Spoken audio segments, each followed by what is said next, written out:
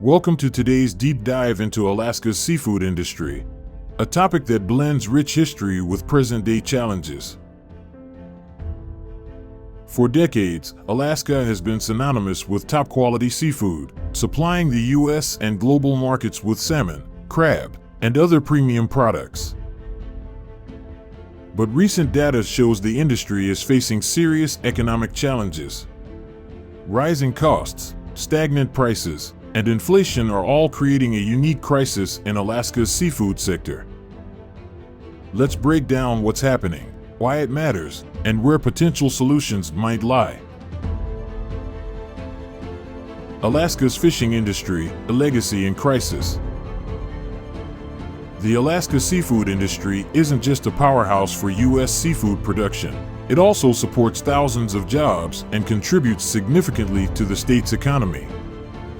But despite its importance, this industry has been hit hard by rising operational costs over the past few decades.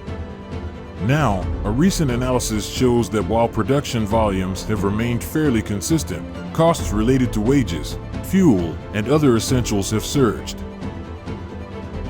According to the Alaska Seafood Marketing Institute, the industry's profitability has declined, even as it continues to produce high volumes of seafood. For instance, the industry's gross revenues rose from $3.5 billion in the mid-90s to about $5 billion today. But when you adjust those figures for inflation, the actual value drops substantially. Adjusted data tells a different story. Profits have stagnated since around 2004, with barely any real growth. This raises a pressing question. How sustainable is Alaska's seafood industry if it can't cover its rising costs? Breaking down the economic pressures. There are three primary costs squeezing the industry: labor, fuel, and the cost of fish itself. Each of these is a heavy burden, making it harder for fishermen and processors to turn a profit. Let's start with labor costs. In Alaska, labor costs make up about 40% of the final product's price. Since the 90s, the state's minimum wage has increased from around $4.75 to over $10 an hour. But because Alaska's labor pool is limited, actual wages in this sector are even higher, often closer to $20 per hour. This puts a big strain on profit margins. Then there's fuel. Diesel is the backbone of fishing operations, powering boats and keeping processing plants running. Back in the 90s, diesel was less than $1 per gallon, but today it's closer to $5 per gallon. As a result, both fishermen and processors feel the pinch as transportation and production costs skyrocket. Finally, let's talk about the cost of fish for processors. This cost isn't as predictable as wages or fuel, as it varies with environmental factors and market demand. Prices may rise and fall from season to season, but they don't necessarily trend upward year over year, which makes it difficult for processors to pass on the costs consistently.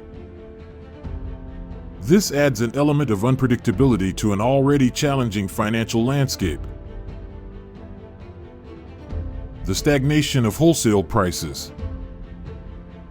One of the biggest issues here is stagnant wholesale prices. Since 2004, Alaska's seafood wholesale prices have barely budged, despite all these rising costs. Imagine this. To regain the profit margins of the 90s, wholesale prices would now need to almost double, a 90% jump. That's an impossible leap in today's market, where the industry faces pressure from consumers and global competitors. This stagnation restricts revenues, making it even harder for Alaska's seafood industry to keep up with inflation. Finding solutions and a path forward. So, what can be done to save Alaska's seafood industry? There are a few potential strategies that could make a difference. Increasing efficiency. The lack of significant automation means the industry relies heavily on manual labor, which is costly. Adopting new technologies could reduce labor needs and improve productivity, helping offset high labor costs and making the industry more competitive. Moderate price adjustments. A steady increase in wholesale prices, even a modest 3 to 8% annually, might help offset inflation over time. But this isn't easy, given consumer pricing sensitivities and limited room for major price hikes. Exploring value-added products and market diversification. If the industry can diversify and introduce more value-added products, like smoked or dry-aged fish, it could reach new consumer segments and bring in higher prices. Expanding into niche markets with premium products, think caviar, king crab, and other specialties, could provide new revenue streams and stabilize the industry against market fluctuations. Conclusion: the future of Alaska's seafood industry. To wrap up, the crisis in Alaska's fishing industry is complex, and it's not going away on its own.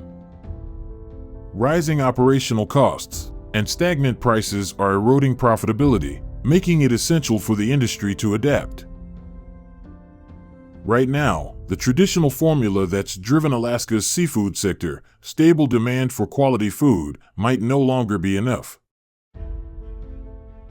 The industry needs innovative strategies, and perhaps a shift in focus toward efficiency and premium markets to stay competitive. In short, Alaska's seafood industry has some difficult but necessary changes to make if it's going to survive and thrive in an increasingly expensive world. Thanks for tuning in to today's deep dive. Stay tuned for more insights into how Alaska's seafood industry and others like it are evolving in response to economic and environmental pressures. Let us know what you think. And don't forget to explore premium Alaskan products like sturgeon black caviar, red caviar, and king crab at Global Seafoods. If you're curious to learn more, check out Global Seafoods' YouTube channel. Here for updates on everything from industry insights to recipe ideas. Thank you for listening. And until next time, stay curious.